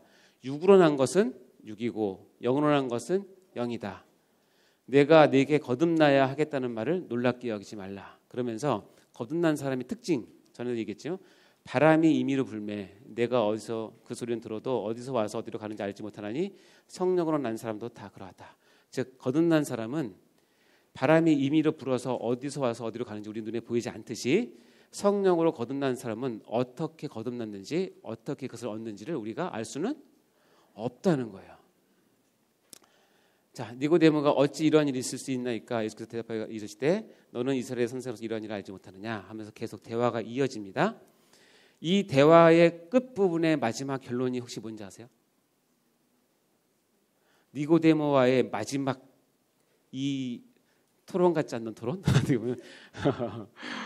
천상의 언어와 그 지상의 언어가 막 혼재되어 있어서 예수님께서 너무 안타까워하시는 거예요. 네가 거듭나지 않았다는 것을 알려주면서 마지막 네가 거듭나기 위해서 마지막 붙잡아야 될 거를 얘기합니다. 그것이 바로 유명한 요한복음 3장 16절이에요. 이 니고데모의 대화의 마지막 결론이 요한복음 3장 16절. 성경에서 가장 중요한 성경을 한마디로 요약하려면 이렇게 요약하잖아요. 자, 14절부터 읽어볼까요? 시작. 모세가 광야에서 뱀을 든 것 같이 인자도 들려야 하리니 이는 그를 믿는 자마다 영생을 얻게 하려 하심이라. 하나님이 세상을 이처럼 사랑하사 독생자를 주셨으니 이는 그를 믿는 자마다 멸망하지 않고 영생을 얻게 하려 하심이라. 그러면서 예수님께서 거듭남의 마지막은 뭐냐면 하나님이 세상을 이처럼 사랑하사 독생자를 주셨으니 이는 그를 뭐하는 자마다? 믿는 자마다 멸망하지 않고 영생을 얻게 하는 것이 거듭남의 본질이라는 거예요. 그 이야기를 기록해 놓은 거예요. 근데 아마 니고데모가 이날 만남 이후로 아마 상당한 큰 충격을 받지 않았을까 생각합니다. 자, 니고데모의 얘기에서 중생이란 즉 거듭남이라는 것에 대해서 성경에서 부각시킵니다. 그 전에는 구약이나 이런 데서는 거듭남에 대해서 그렇게 얘기하진 않아요. 근데 예수님은 굉장히 중요한 것으로 거듭남을 얘기합니다. 자, 우리 중생 거듭남인데 이 중생 이것도 중생이고 이것도 중생이에요. 어느 중생이 맞아요? 1번 손 들어보세요. 1번, 2번. 자, 1번. 이거 무슨 중자예요? 그럼 도대체 몇 킬로로 태어나야 중생입니까? 4.5kg 이상 태어나신 분. 무겁게 태어남? 아니죠. 이 중자는 우리가 한문권이기 때문에 이렇게 표현하는데 첫 번째는 무거울 중도 있지만 두 번째, 세 번째 가면 뭐냐면 거듭중자가 있어요. 거듭중. 예, 우리가 중복한다 할 때 이 중자를 쓰니까. 그러니까 거듭 태어난다는 뜻이에요. 그 이 중자는 뭔지 아세요? 예, 중생을 누가 얘기하죠? 불교에서 얘기하신 분이요. 아까 여기 손 드신 분들은 절로 가시기 바랍니다. 중생을 부르십니다. 부처님께서. 우리는 이중생입니다. 아셨죠? 예, 이제 우리는 이제 거의 이제 한자를 잘 안 쓰니까. 그런데 우리 학생들은 모를 거예요. 아마 중생이라는 말 자체를. 자, 중생을 정의하겠습니다. 1번 시작. 다른 영적인 생명을 갖는 것. 밑에 거 시작. 새 생명의 원리를 인간 안에 심어주시고 영혼의 지배적 성향을 거룩하게 만들어주시는 하나님의 일. 두 가지가 색깔이 들어가 있습니다. 하나는 중생은 영적인 생명을 새롭게 갖는 거예요. 새롭게 갖는 거예요. 있는 걸 쇄신시키는 게 아니라 새롭게 갖는 것을 중생이라고 얘기하고 이것은 누구의 일이다? 하나님이 90% 내가 10%? 아니요. 하나님 반 나 반 아니에요. 하나님 99% 나 1% 이거 아니에요. 이건 무조건 100% 퓨어 하나님의 일이에요. 중생은 이겁니다. 여러분이 이 땅에 태어나셨죠? 태어나셨죠? 네. 그 첫 번째 태어남입니다. 여러분이 각자 생일이 다 있을 텐데 이 땅에 첫 번째 태어나서 살고 있다가 이게 웬 은혜입니까? 하나님께서 중생을 허락하셔서 하늘 세계에서 태어나는 일을 경험하게 하세요.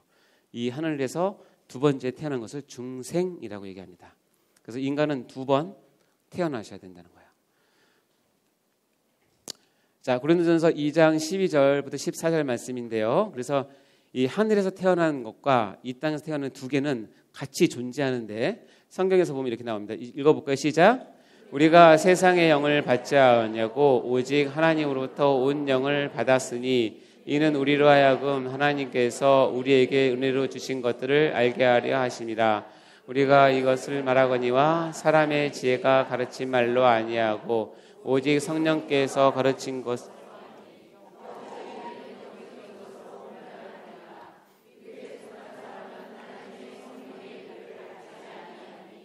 이는 그것들이 그에게는 어리석게 보이며 또는 그것들을 알 수도 없나니 이러한 일은 영적으로 분별되기 때문이다.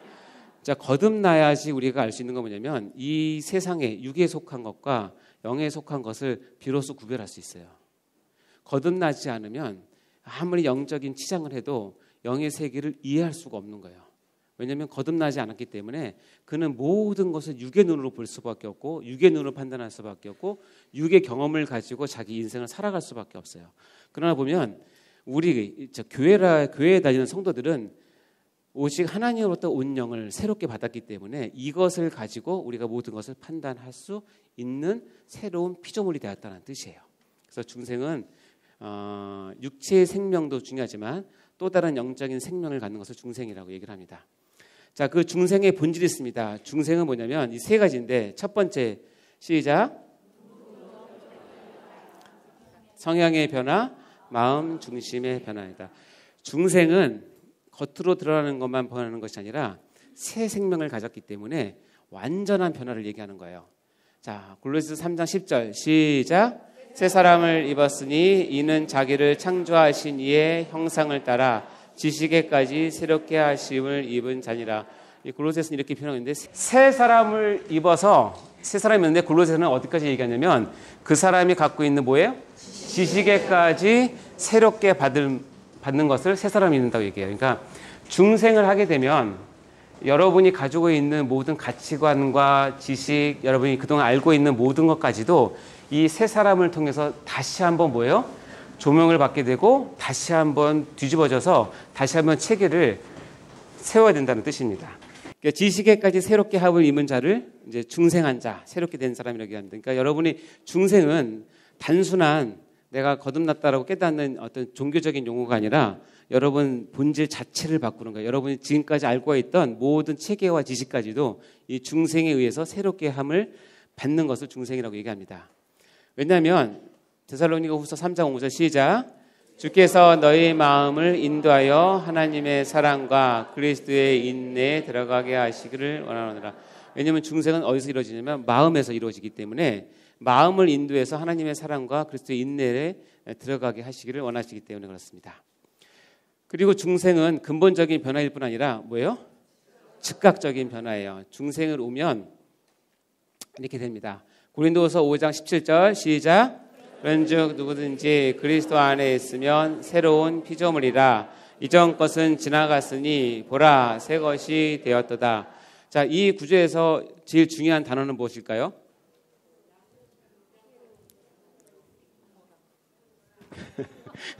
그래서 제일 중요한 단어. 그렇죠? 왜죠? 제일 크죠? 무슨 색깔이에요? 그러니까 보라. 중생은 보라가 되는 거예요. 드디어. 보라, 나 새 사람이 되었다라고 얘기하는 거예요. 누구든지 그리스도 안에 있으면 새로운 뭐다? 피조물이다. 이전 것은 지나갔으니 뭐래? 보라. 보라가 있는 삶이 중생의 삶이에요. 이것이 즉각적인 변화로 나타나야 됩니다. 새 생명을 얻게 되면. 자, 그리고 이것은 전 삶의 영역에서의 변화입니다. 근본적이고 즉각적이지만 전 삶의 영역에서 중생은 단순히 내가 슬기로운 교리 생활을 통해서 중생이 이런 거구나라고 하는 정보를 얻는 차원에서 끝나지 않아요. 정보를 얻는 것도 중요해요. 저는 이것을 무시하는 건 아니지만 그것을 인포메이션이라고 얘기해요. 여러분 신앙도 마찬가지입니다. 내가 어떤 신앙의 한 주제라든가 교회에서 해야 될 예의 범절 또 교회에서는 이런 것들을 추구한다라고 하는 어떤 정보를 습득을 할 수 있어요. 그리고 그 마음이 그나마 좀 온유하고 순종적인 사람들은 이 정보를 가지고 충분히 자기가 중생했다라고 생각할 수도 있어요. 그것은 정보를 얻은 거예요. 하나님에 대한 정보, 예수님에 대한 정보, 목사님에 대한 정보, 교회 조직에 대한 정보, 또 교회 예의범들에 대한 정보, 이런 정보들을 내가 다 갖고 있어요. 그러면은 어느 정도 내가 중생한 것처럼 꾸미고 살 수는 있어요. 그러나 중생 안 된 사람도 이 정보만 가지고 살 수 있어요. 그러다가 좀 더 발전하면 어떻게 되냐면 그 정보들을 모아서 자기가 틀을 만들어요. 요런 틀을 만들면 요거 정도 만들면 나는 중생한 사람이라고 느끼는 거예요. 그래서 중요한 게 뭐냐면 세대인 교회는 세대인 교회가 요구하는 틀이 있을 수 있어요. 포메이션이 있을 수 있어요. 그것이 나쁘다는 것은 아니지만 그 폼에 나를 맞추고서 내가 중생했다라고 여기는 것은 때로는 한번 깊이 생각해 보셔야 돼요. 그것은 중생을 해서 거듭나서 내가 교회를 사랑하는 마음으로 교회의 폼을 따르고 그것을 내가 받아들여서 따라가는 것과 나는 중생하지 않았는데 저 폼에 내가 들어가면 내가 교회의 멤버가 되는 것이고 내가 중생한 것으로 착각할 수 있는 것은 전혀 다른 차원의 이야기예요. 뭐냐면 포메이션 한다는 것, 체계를 만든다는 것은 신앙의 어떤 겉껍데기를 만들 수 있지만 그 안의 본질이 변하지 않으면 언제든지 그 껍질은 내 상황에 맞지 않거나 내가 기분이 나쁘거나 내가 불이익하거나 내가 생각했던 교회 모습이 아니면 언제든지 깨고 나옵니다. 근데 인포메이션에서 그쳐도 안 되고 포메이션에서 그쳐도 안 됩니다. 중생은 트랜스포메이션이에요. 마치 뭐냐면 예수님께서 가나 혼인잔치에 가서 뭘 만들었죠? 포도주로 완전히 뭐예요? 화학적 기호를 트랜스포메이션 한 거예요. 중생은 내가 어떤 틀을 갖고 내가 어떤 정보를 갖고 특히 교회에서 고급 정보를 갖고 있는다고 해서 내가 중생한 것이 아니라 내 안에 있는 근본이 뭐예요? 트랜스포메이션 돼서 완전히 뒤집어지는 것을 중생이라고 얘기를 해요. 그 생명을 갖게 되는 것. 그런 후에 이 인포메이션이나 포메이션은 내가 신앙생활을 체계적으로 할 수 있는 데 도움이 되는 것이지 이것을 먼저 갖고 트랜스포메이션이 없으면 의미가 없어요. 제가 좀 서운하게 말씀드려서 기분이 나쁘십니까? 혹시 이 말에 찔리는 사람은 속히 트랜스포메이션 중생을 확인하셔야 돼요. 왜 그런지는 좀 이따 다시 한번 말씀드리겠습니다. 중생은 방법인데 두 가지인데 중생의 유일한 도구로는 하나님보다 말씀입니다. 그리고 두 번째는 뭐예요? 중생은 독점적인 하나님의 사역입니다. 자, 요한복음 3장 5절 시작. 예수께서 대답하시되 진실로 진실로 내게 이르노니 사람이 물과 성령으로 나지 않으면 하나님 나라에 들어갈 수 없다. 금방 하는 걸 얘기하면 네가 갖고 있는 나에 대한 지식, 교리에 대한 지식, 성경에 대한 지식, 교회에 대한 지식을 가지고 하나님에 들어가는 것이 아니라는 거예요. 물과 성령으로 거듭나지 않으면, 즉 물은 씻는 회개를 얘기하는 거예요. 하나님께 돌이키는 걸 얘기하는 것이고 성령은 말씀을 얘기하는 거예요. 회개와 말씀으로 나지 않으면 하나님 나라에 들어갈 수가 없습니다. 자, 에베소서 5장 26절 똑같은 말씀을 사도 바울은 이렇게 표현합니다. 시작. 이는 곧 물로 씻어 말씀으로 깨끗하게 하사 거룩하게 하시고. 이 물과 말씀, 아까 물과 성령과 같은 것입니다. 이 두 가지가 우리를 거듭나게 해서 거듭난 표징을 가지고 가게 되는 것이죠. 자, 그러면서 베드로 전서에 가면 아주 정확하게 얘기하죠. 시작. 너희가 거듭난 것은 썩어질 씨로 된 것이 아니요 썩지 아니할 씨로 된 것이니 살아있고 항상 있는 하나님의 말씀으로 되었느니라. 자, 중간 부분을 다 생략을 하고 초두와 끝을 이기면 뭐예요? 너희가 거듭난 건 뭘로 됐다? 하나님의 말씀으로 되었다. 그래서 제가 눈에 강조하지만 외적 소명을 담당하시는 여러 교회 중직자분들, 교사분들, 양육자분들, 전도자들은 외적 소명을 아주 잘하는 것도 중요하지만 거기에 반드시 뭘 담아야 된다? 말씀을 보이던 보이지 않던 은연중이라도 반드시 잡아야 돼요. 그리고 여러분이 담기가 어려우면 그 말씀이 선포되는 자리로 끌고 오셔야 돼요.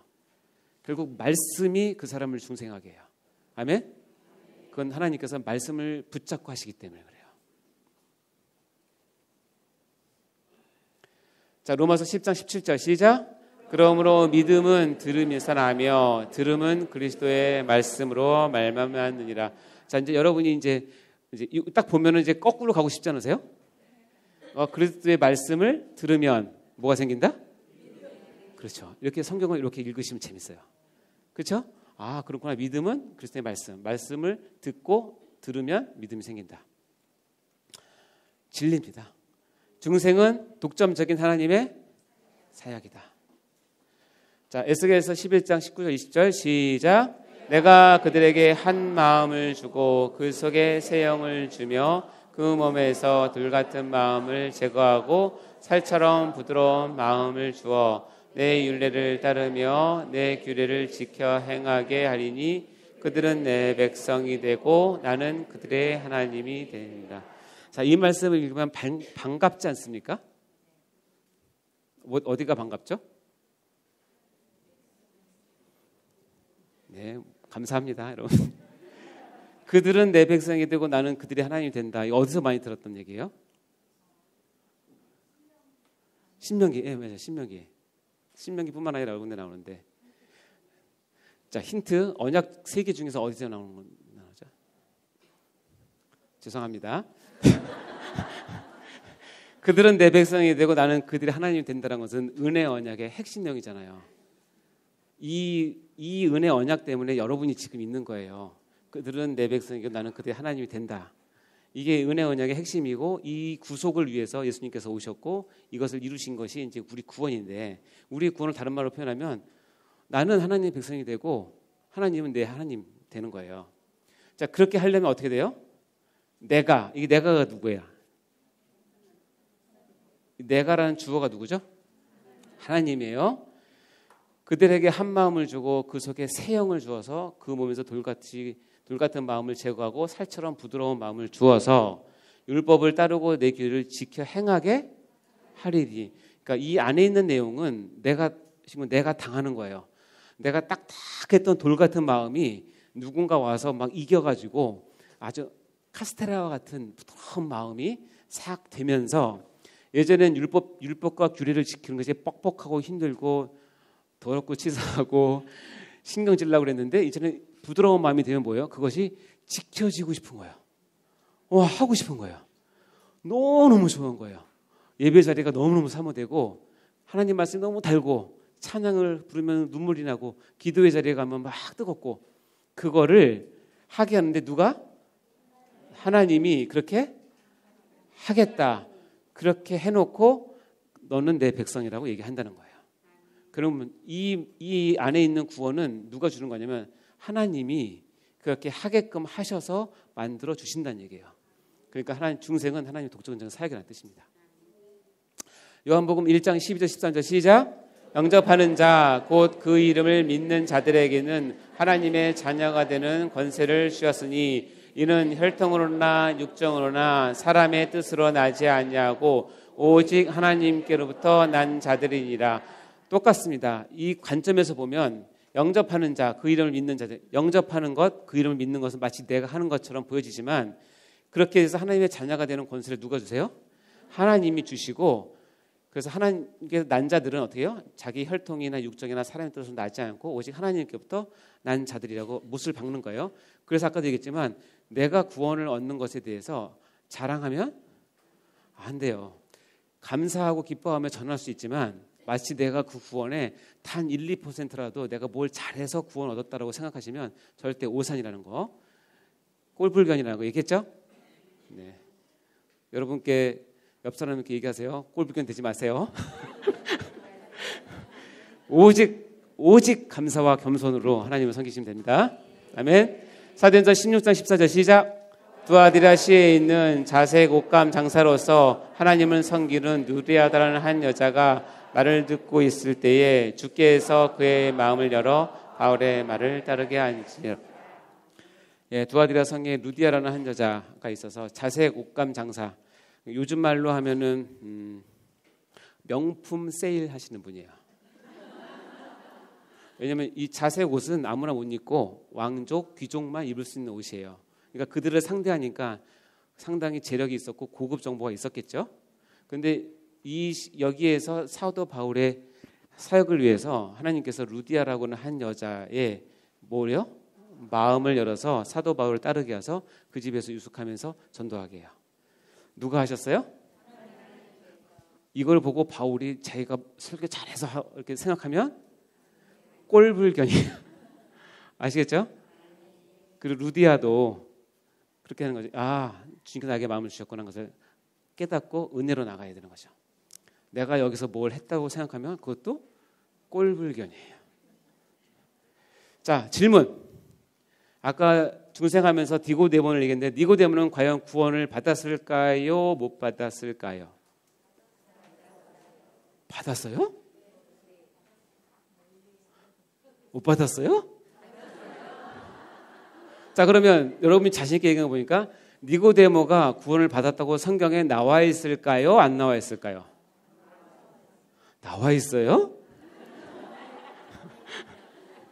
안 나와 있어요? 참 재밌는 건 한 번만 더 물어보면 금방 누가 다 똑같아요. 자, 니고데모는 구원을 받았는지 안 받았는지 직접적으로 성경에 나오진 않습니다.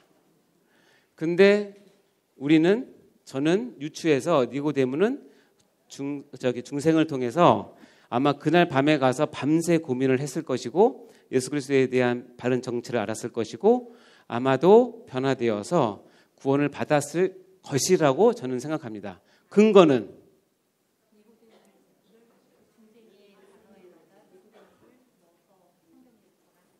성경 전하게 해서 그럴 수도 있죠. 근데 니고데모 이후에 니고데모가 딱 성경에 2번 등장하는데 그 내용을 보면 이 니고데모가 예수님을 만난 그날 밤 그 사건 후에 어떻게 살았을까가 우리가 추측할 수 있어요.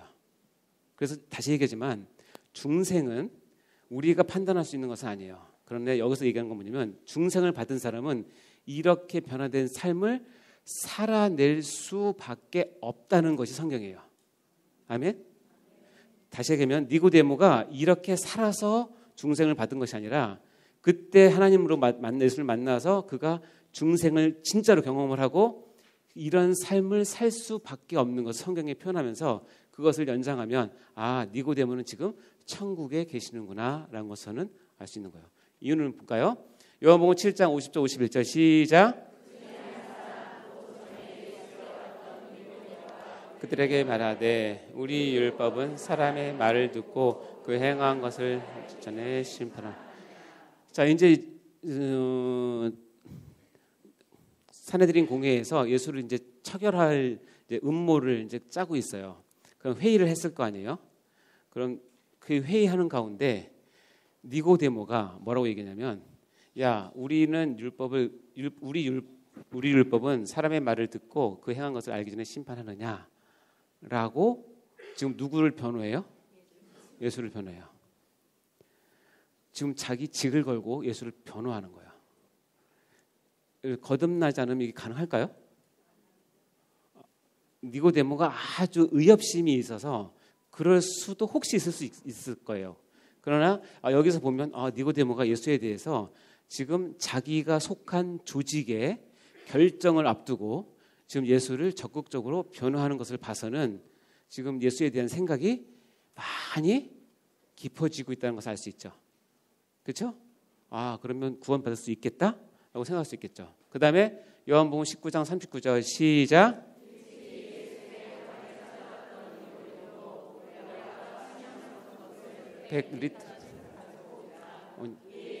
시제를 가져다가 유대인의 장례 법대로 그 향품과 함께 세마포로 싸더라. 참 재밌죠? 일찍이 예수님께 찾아왔다는 되는데 꼭 이 밤에를 넣죠. 낮에 더워서가 아니라 이제 아시겠죠? 이 밤에를 넣은 이 저자의 의도를 찾았던 니고데모가 예수님이 죽었는데 시체를 가져다가 자기가 갖고 있는 이 몰량과 침량으로 예수의 시체를 모셔요. 예수를 누가 죽였냐면 유대인이 죽였어요. 유대인이 누가 죽였냐면 대제사장과 유대인의 관원들이 죽였어요. 유대인의 관원이 누구냐면 산헤드린 공의예요. 자기가 속한 조직에서 예수를 죽여서 지금 죽였는데 그 시체를 내가 가지고 와서 해요?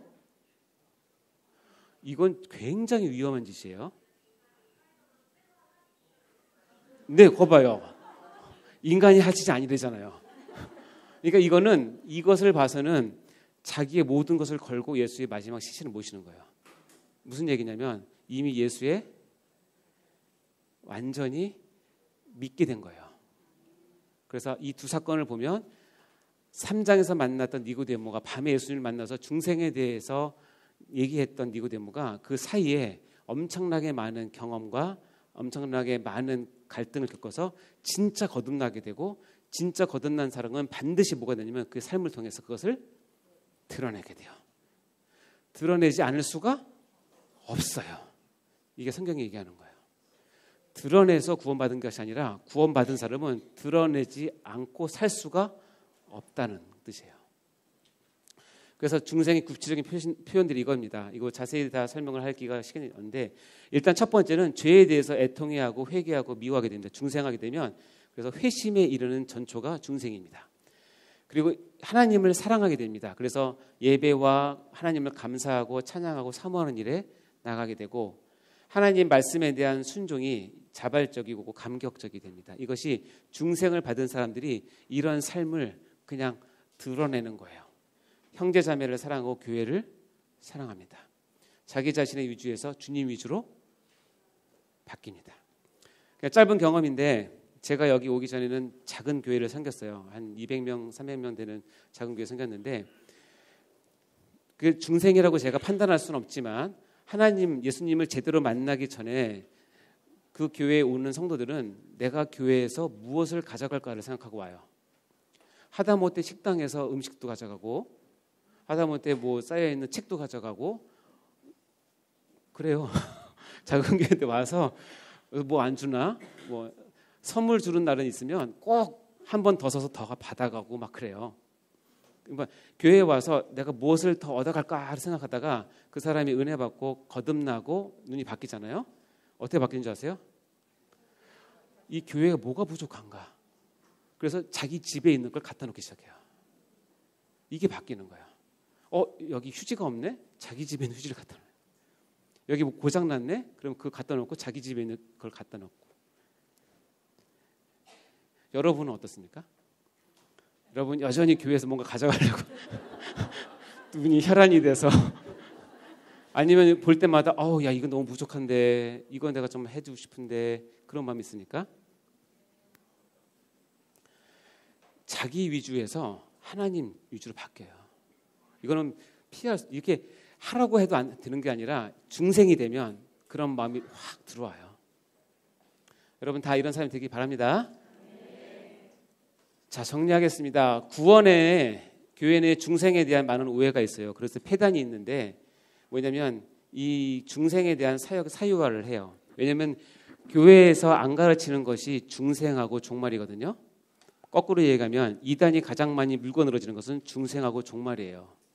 그러니까 여러분 이 중생을 이 시간에 배웠다는 것은 너무나 귀한 시간이에요. 사역을 사유화하고 마치 중생을 자기가 주는 것처럼 하나님 주권에 대한 월권 행위를 서슴지 않아요.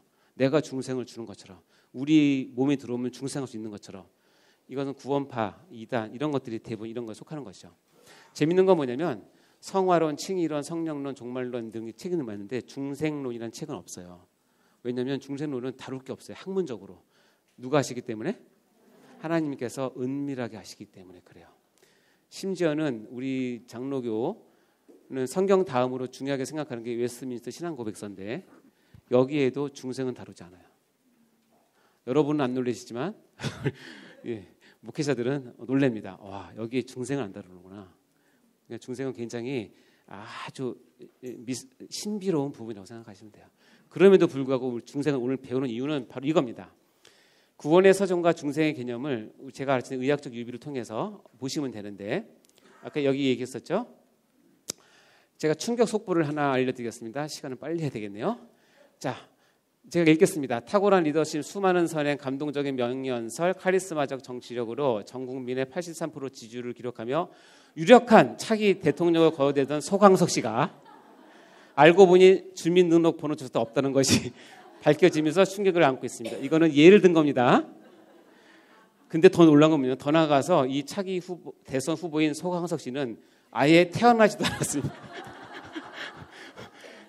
주민번호도 없고 태어나지도 않았대요. 전 국민의 경력을 금치 못하는 상황입니다. 자세한 상황을 알아보기 위해서 서초동 검찰청에 나가 있는 이재훈 기자를 불러보겠습니다. 이 기자가 나왔습니다. 이런 일이 가능할까요? 현실에서 불가능하죠. 절대 불가능하죠. 근데 영적인 생활에서 가능해요. 이게 문제야. 여러분 잘 아시는 말씀이에요. 마태복음 7장. 이 구절을 어떻게 해석하냐면 나더러 주여 주여 하는 자마다 다 천국에 들어갈 것이 아니요 다만 하늘에 계신 내 아버지의 뜻대로 행하는 자에 들어가리라. 그날은 심판의 날이에요. 많은 사람들이 나더러 이르되 주여 주여 우리가 주의 이름으로 선지자 노릇하며 주의 이름으로 귀신을 쫓아내며 주의 이름으로 많은 권능을 행하지 아니하였나이까 하리니 그때 내가 그들에게 밝히 말하되 내가 너희를 도무지 알지 못하니 불법을 행하는 자들아 내게서 떠나가라 하니라. 이 구절 아십니까? 이 구절을 어떻게 하냐면 처음에 어떤 한 사람이 순수하고 따뜻한 그리고 믿음을 가지고 일을 시작했는데 갈수록 이 목회자나 이 사람이 타락을 해가지고 나중에 하나님께서 아이고야 더럽다 난 너 모른다 라고 한 것으로 오해한다는 거예요. 그런데 이 구절은 그런 구절이 아니에요. 그거보다 훨씬 더 충격적이에요. 왜냐하면 주여 주여 하면서 선지자 노릇하고 요즘 말로 하면 목사, 선교사, 교사, 장로 역할을 다 하고 심지어는 주의 이름으로 영적인 귀신도 쫓아내고 많은 능력을 행했는데도 불구하고 그 날에 예수님이 가서 요즘 말로 하면 쌩 까는 거예요. 내가 이 땅에서는 저 교회에서 이름 다니는 사람인데 예수님한테 갔는데 예수님이 누구? 모르겠네? 이렇게 얘기하는 거예요. 예수님이 예전에 알았는데 얘가 타락을 해서 모른 척하는 게 아니에요. 그게 아니라 여기 보면 도무지 알지 못한 이 단어가 헬라어로 우데포테 에그논이라는 단어인데 이거 뭐냐면 일찍이 한 번도 그런 적이 없는, 다시 얘기하면 일찍이 한 번도 그 사람을 알아본 적이 없다는 거예요. 무슨 얘기냐면 이 사람은 한 번도 예수님의 눈에 들어오지 않는 사람이에요. 다시 얘기하면 중생하지 않았는데 교회에서 선지자 노릇하고 귀신도 쫓아내고 이 많은 권능을 행해요. 자기는 중생한 걸로 알고 있는 거예요. 근데 하나님 앞에 가서 난 너 도무지 모른다. 네가 그 일을 시작할 때도 몰랐고 네가 열심히 사역할 때도 몰랐고 지금도 모르겠다. 난 너 모르겠다는 뜻이에요. 무슨 얘기냐면 중생은 하나님이 나를 하나님의 자녀로 세우는 첫 출발인데 중생이 없어도 이런 일들은 우리가 다 할 수 있는 영적인 존재예요. 그래서 무서운 거예요. 여러분 이런 일을 당하면 어떻겠습니까? 여러분 마음이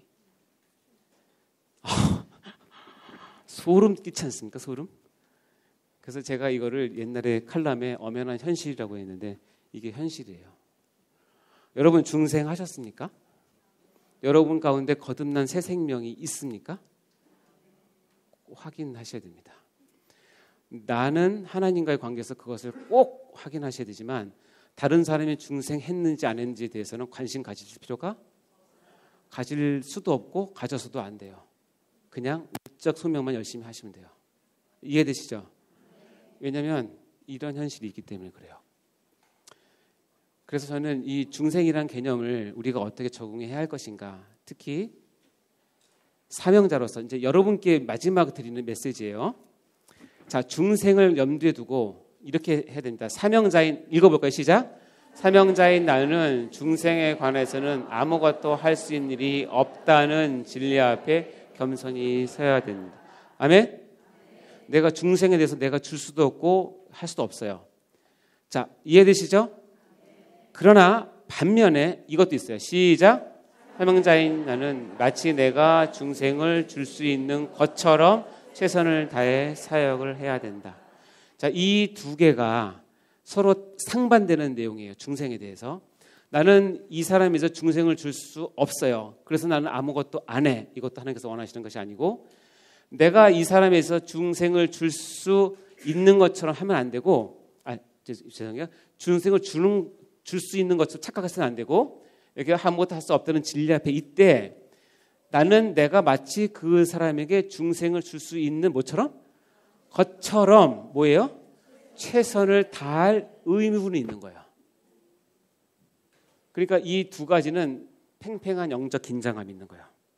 여러분이 하나님의 사역을 할 때 특히 구원에 대해서 중생에 대해서 얘기할 때는 그 사람의 중생에 대해서는 여러분이 할 수 있는 일 없다는 진리 앞에 겸손히 서되 반대로 똑같이 내가 그 사람에게 마치 중생을 줄 수 있는 것처럼 최선을 다해서 준비하고 계획하고 섬기고 그 사람의 마음을 움직일 수 있도록 나 자신을 드려야 돼요. 이 두 개는 서로 극의 얘기지만 만나면 하나가 되는 얘기예요. 이해되십니까? 이게 중생에서 우리가 얻는 거고 이건 팽팽한 영적 긴장감이 이 가운데 있는 것입니다. 따라서 여러분이 혹시 사역을 할 때 열매가 없다고 해서 뭐 할 필요 없다? 실망하거나 좌절할 필요가 없다. 또 하나 여러분이 중생은 하나님이 하시는데 뭐 하고 나자빠지면 절대 그건 하나님께서 원하시는 모습이 아니다. 이 두 개를 여러분 잘 가지고 계셔야 됩니다. 그럴 때 여러분은 여러분 스스로를 지킬 수 있어요. 낙심으로부터 실망으로부터 지킬 수 있어요. 그리고 내가 이 길을 끝까지 가는데 이 두 가지의 팽팽한 긴장은 나를 끝까지 하나님의 믿음 안에서 서 있는데 가장 중요한 근본이 됩니다. 아멘? 이것도 바로 얘기했네. 이렇게 긴장감을 가지고 사는 사람을 저는 어떻게 표현하냐면 읽어볼까요? 시작. 이같이 너희도 명령을 받은 것을 다 행한 후에 이르기를 간 종이라 우리가 해야 할 일을 할 것이다. 이런 긴장감을 가지고 있는 사는 사람이 바로 무익한 종이에요. 무익한 종은 이 앞에 구절에 보면 주인께서 명하신 일을 다 행한 후에 다 마친 후에 내가 주인에게 하는 말이 뭐냐면 아닙니다. 저는 무익한 종입니다. 라고 얘기할 수 있는 거예요. 근데 주님께서 명하신 일을 안 하고 주인 앞에서 무익한 종입니다 얘기하면 주인이 뭐라고 그러냐면 그래 너 참 무익하구나. 그러면 아주 썰렁한 얘기가 되는 겁니다. 이해되십니까? 그래서 나는 무익한 종입니다라고 얘기를 하려면 전제 조건이 뭐냐면 내가 가진 주님께서 명령하신 것을 최선을 다한 후에 나는 무익한 종입니다라고 말할 수 있는 뭐가 된다? 자격이 주어진다는 사실을 반드시 기억하세요. 이건 자기 자신을 낮추기 위해서 하는 것이 아니라 이거는 정말 영적인 역설인데 내가 하나님 앞에서 최선을 다해 살아서 더 이상 하나님 앞에 드릴 것이 없을 때 나는 하나님 앞에 무익한 종입니다라고 얘기할 수 있다는 사실을 기억하시기 바랍니다. 무익한 종은 내 입에서 나올 때 은혜로운 얘기지 하나님 입에서 나올 때는 아주 곤란한. 그리고 무익한 종의 가장 대표되는 반대되는 종은 무식한 종입니다. 절대 무식하시면 안 됩니다. 자, 키포인트가 마치겠습니다. 1번 시작.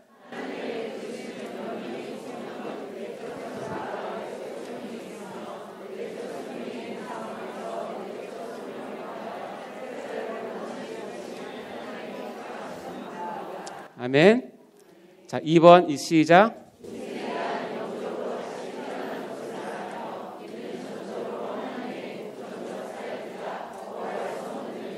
3번 시작.